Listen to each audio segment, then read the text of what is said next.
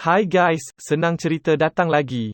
Kali ini mengenai filem aksi inspirasi anime dari Jepun bertajuk Attack on Titan. Jaga-jaga ini spoiler ya. Lebih dari 100 tahun yang lalu, Titan gergasi dan besar muncul tiba-tiba di bumi. Mereka hidup dengan memakan manusia. Manusia tidak lagi berada di puncak rantai makanan, dan tidak lama kemudian populasi mereka mula berkurang. Walaupun setelah banyak zaman dilalui, umat manusia tidak menemui jalan untuk memerangi Titan. Manusia terpaksa mengehadkan kebebasan mereka untuk selamat.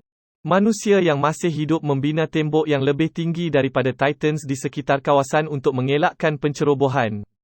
Dua dinding bulat dibina, satu di dalam yang lain di luar untuk memastikan pelindungan berganda. Ruang luar disebut daerah luar, dan bahagian dalam dipanggil daerah dalam. Di dalam tembok itu, mereka dapat menjalani kehidupan yang aman damai.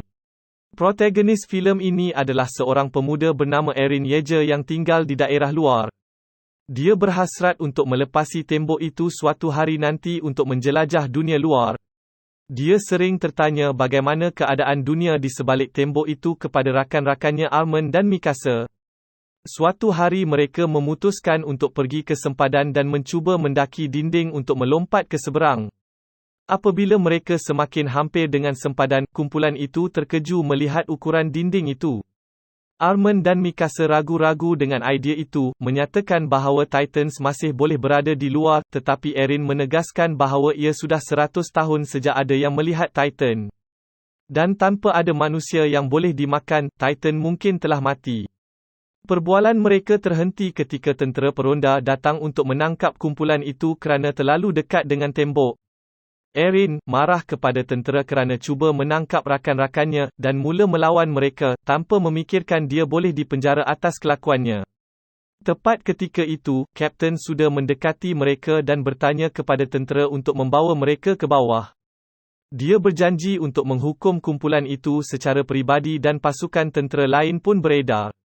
Kapten sudah memahami keinginan Eren untuk kebebasan, tetapi mengkritik tindakannya seperti kebudak-budakan. Dia kemudian memberitahu kumpulan itu mengenai usaha pihak tentera untuk memeriksa keadaan di luar tembok. Dia menjelaskan bahawa pemerintah telah menghantar beberapa askar keluar untuk memeriksa keadaan supaya Aron tidak perlu meletakkan hidupnya dalam bahaya. Tiba-tiba, letupan kuat mengejutkan semua orang. Gempa bumi terjadi dan tanah mula bergegar. Kumpulan itu berundur ketika dinding mula retak. Kemudian dilihat Titan besar muncul. Dia mengeluarkan jeritan kuat dan mula menendang dinding. Pegawai peronda memerhatikan dalam ketakutan, dan tidak dapat melakukan apa-apa untuk menghentikan Titan itu. Titan akhirnya memecahkan tembok dan hilang di sebalik asap. Semuanya senyap selama beberapa saat. Kemudian orang melihat banyak makhluk seperti itu memasuki kota. Tentera menyerang Titan dengan meriam, dan menghancurkan Titan sedikit demi sedikit. Mereka seolah-olah mempunyai sifat pemulihan yang cepat selepas ditembak dengan meriam. Tidak lama kemudian, Titan menangkap tentera dan mula memakannya satu demi satu. Seorang askar bahkan membunuh diri, dengan mendakwa bahawa ia lebih baik daripada mati di tangan raksasa. Semua orang mula berlari untuk menyelamatkan diri mereka ketika Titan sibuk menghancurkan rumah dan mengambil seberapa banyak orang yang mereka boleh. Armin tersesat di khalayak ramai sementara Eren dan Mikasa berlari ke arah gereja bandar di mana orang akan bersembunyi. Mikasa menyedari anak kecil di kesesakan orang ramai. Dia pergi untuk menyelamatkan anak itu tetapi terpisah dengan Eren dalam proses itu. Eren diseret ke dalam gereja, dan pintu gereja telah disekat oleh orang lain kerana panik. Eren hanya memerhatikan rakan tersayang dari tingkap gereja ketika mereka didatangi Titan wanita yang menakutkan. Mikasa tahu bahawa tidak ada yang dapat menyelamatkan dirinya sekarang, jadi dia hanya berserah saja ketika itu. Ketika itu, letupan kuat membuat semua orang di dalam gereja terpelanting ke belakang. Ketika Eren melihat keluar lagi, Mikasa dan Titan telah lenyap. Dia berlari keluar mencari Mikasa di sebalik timbunan runtuhan. Ketika Eren menoleh, dia melihat raksasa merobek gereja tersebut dan memakan semua orang di dalamnya. Dia mengembara ke daerah lain yang selamat selepas itu. Semua yang terselamat telah berpindah ke daerah dalam. Tentera kini merancang untuk mendapatkan kembali daerah luar setelah kepadatan pelarian bergerak ke daerah dalam terlalu banyak. Tanah daerah luar juga subur dan kekurangan makanan mendorong usaha tersebut. Sekiranya ini berterusan, semua orang akhirnya akan mati kelaparan. Satu-satunya pilihan untuk bertahan hidup adalah mengambil alih daerah luar dan membaiki tembok yang pecah. Pengarah pasukan tentera bernama Kober, dia memberikan ucapan kepada para tentera dan memanggil seorang gadis bernama Hans di atas pentas. Dia adalah ketua senjata pasukan baru. Hans menunjukkan gear mobility terbang baru yang akan menolong mereka melawan Titan. Serain dan Armand dilihat menyertai pasukan tentera. Ternyata mereka berdua selamat dari serangan itu 2 tahun dulu dan sekarang telah menyertai tentera. Erin ingin membalas dendam terhadap Titan kerana membunuh wanita kesayangannya, Mikasa. Kapten sudah juga terselamat dari serangan itu tetapi telah kehilangan semangatnya untuk hidup. Dia kini menjadi pengedar makanan di kem tentera dan menjadi pemabuk. Para tentera merancang untuk menyerang daerah luar pada waktu malam ketika Titan sedang tertidur. Mereka mahu lubang di daerah luar supaya tidak ada Titans baru yang dapat masuk. Kemudian mereka akan dapat membunuh Titan yang tinggal di dalam. Hans meminta semua orang bergerak maju dengan perlahan dan tidak membuat sebarang bunyi kerana Titan sensitif terhadap bunyi. Pintu masuk ke daerah luar terbuka dan tentera bergerak menggunakan van tentera. Ketika mereka bergerak maju, Kapten tiba-tiba memerintahkan mereka menghentikan kenderaan. Merasakan ada pergerakan di hadapan, para tentera perlahan-lahan melihat sekeliling, tetapi ianya hanya lembu berkeliaran. Salah seorang dari mereka bernama Hina, mendengar suara bayi menangis dan memutuskan untuk menyiasatnya. Erin mengikuti gadis itu dan memasuki ke kawasan runtuhan bangunan. Tangisan menjadi lebih jelas ketika mereka semakin jauh di dalam. Tiba-tiba cecair berlendir jatuh ke Hina. Kedua-duanya memandang ke atas dan terkejut melihat Titan bayi besar. Bayi jatuh di hadapan mereka berdua dan mula menangis. Mereka lari keluar dalam ketakutan. Tentera mula panik kerana bunyi bising, tetapi Kapten memerintahkan mereka untuk berdiam diri dan tidak menarik perhatian Titans. Tiba-tiba tangan besar muncul entah dari mana dan menangkap Kapten. Titans telah bangun dan para tentera berada dalam bahaya besar. Erin dan Hina berlari ke arah kumpulan itu sambil dikejar oleh Titan. Mereka mula berlari kembali ke kenderaan, tetapi Komandan Kober merasakan bahaya dan mengundurkan diri dengan kenderaan dan senjata. Hans dari dalam kenderaan meminta kumpulan itu datang ke bangunan terbengkalai berdekatan. Para tentera berlari ke arah bangunan tetapi dikelilingi oleh Titans sebelum mereka sempat melarikan diri. Setelah mereka kehilangan semua harapan untuk selamat, tiba-tiba seorang pembunuh Titan muncul, iaitu Kapten Regimen Pengakap, Shikishima.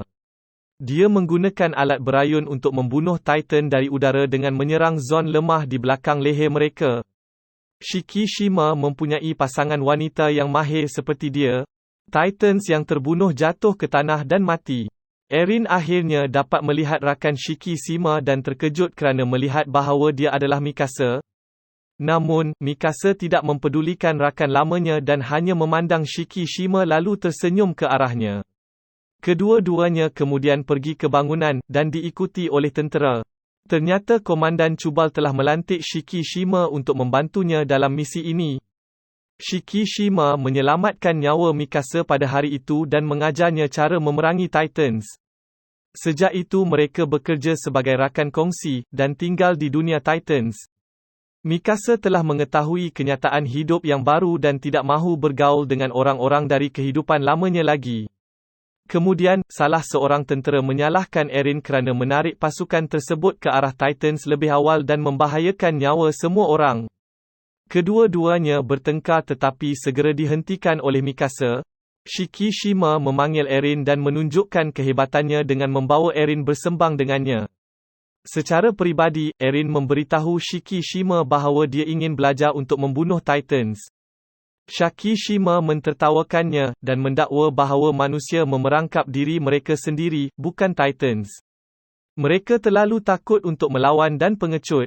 Dia kemudian memprovokasi Erin dengan memanggilnya pengecut. Apabila Erin menolaknya, Shikishima memintanya untuk melupakan hasrat untuk membunuh Titans. Erin kemudian mencari Mikasa dan melihat dia bermain piano yang rosak. Dia cuba bersatu kembali dengannya, tetapi Mikasa nampaknya tidak berminat dengannya. Dia mengatakan bahawa dia telah berubah menjadi orang yang berbeza ketika menyelamatkan bayi itu, lalu mendedahkan kesan gigitan Titan di badannya. Mereka diganggu oleh Shikishima, yang tiba-tiba memberi Mikasa sebiji apel, dan menunjukkan kasih sayang kepadanya. Erin yang patah hati berjalan di luar dan menjerit kesakitan. Satu-satu cintanya, telah meninggalkannya. Tepat ketika itu Hina menghampiri Aron dan menenangkannya. Kedua-duanya kembali ke dalam bangunan dan berbual. Dia sekarang menjadi emosional, dan memberitahu Erin tentang anak perempuannya yang telah kembali ke daerah dalam. Dia kemudian cuba menggoda Erin dan memaksanya, tetapi mereka terganggu ketika ada mata Titan menatap mereka melalui tingkap. Tiba-tiba Titan menyeret Hina dengan mulutnya. Ia tidak memberi banyak masa untuk berfikir. Erin memerhatikan dengan tidak berdaya ketika rakannya dimakan oleh raksasa itu. Banyak Titans lain menghampiri bangunan. Shikishima, Mikasa dan tentera lain memakai pakaian dan melawan Titan. Shikishima membunuh sebahagian besar mereka bersama dengan Mikasa, tetapi banyak yang lain cedera kerana ini adalah kali pertama mereka melawan Titan. Bahan letupan adalah satu-satunya aset yang dapat membantu mereka menyingkirkan Titans. Satu-satunya cara untuk membunuh mereka adalah dengan menyerang titik lemah Titan. Erin masih berada di puncak bangunan dan tidak menolong orang lain mengalahkan Titans. Dia ingat kata-kata Hiroshima sebelum ini dan menggunakan kesedihan itu untuk menyerang Titan. Dia berjuang dan berjaya membuat pembunuhan Titan pertamanya dengan sedikit bimbingan dari Shikishima. Walau bagaimanapun, dia kehilangan keseimbangan selepas itu dan terbang secara langsung ke mulut Titan yang lain. Titan menggigit salah satu kakinya, tetapi Erin berjaya menyelamatkan dirinya dengan melompat ke atas bumbung. Tiba-tiba, seorang Titan memegang Erin ketika dia sedang berusaha melarikan diri. Yang lain berusaha menyelamatkan askar lain. Erin merengek kesakitan tetapi tidak berhenti dan berusaha untuk menolong rakannya. Dia menyeret dirinya ke arah tepi bangunan dan melompat ke mulut Titan dan memegangnya terbuka. Armin berjaya diselamatkan. Namun, Erin jatuh ke perut Titan. Sementara itu, Mikasa dan yang lain berada di atas bumbung di mana Armin memberitahu dia tentang kematian Erin. Mikasa gagal menyembunyikan emosinya dan kelihatan sedih kerana tidak dapat menyelamatkannya.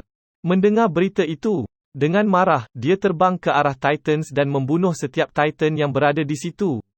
Namun, bahan bakarnya habis dan membuatnya jatuh ke tanah. Titan yang memakan Erin menghampiri Mikasa dan bersedia untuk membunuhnya, tetapi tiba-tiba tangan muncul dari mulut makhluk itu. Segera tubuhnya meletup, mendedahkan Titan lain di dalam dia. Titan yang baru terbentuk memerangi jenisnya sendiri dan membunuh mereka satu persatu. Tentera memerhati dengan kagum dan salah seorang darinya kenal akan Titan itu. Titan itu sebenarnya adalah Erin. Setelah membunuh semua Titan, Erin menghampiri bangunan secara agresif. Erin seolah-olah lupa siapa dia dan ingin membunuh semua orang yang kelihatan. Para tentera mundur dalam ketakutan kecuali Mikasa, yang memanggil nama Erin, tetapi dia tidak berhenti dan dia mengambil Mikasa dan memandangnya. Dia perlahan-lahan memperoleh kembali ingatannya dan mula mengenali Mikasa. Dia kemudian jatuh ke tanah dan mula mereput. Seperti Titans yang lain, Mikasa membelah titik lemahnya dan Erin muncul dari makhluk itu dan mengejutkan semua orang. Dia telah memulihkan kakinya dengan bantuan makhluk itu, iaitu kuasa penjanaan semula. Cerita tamat.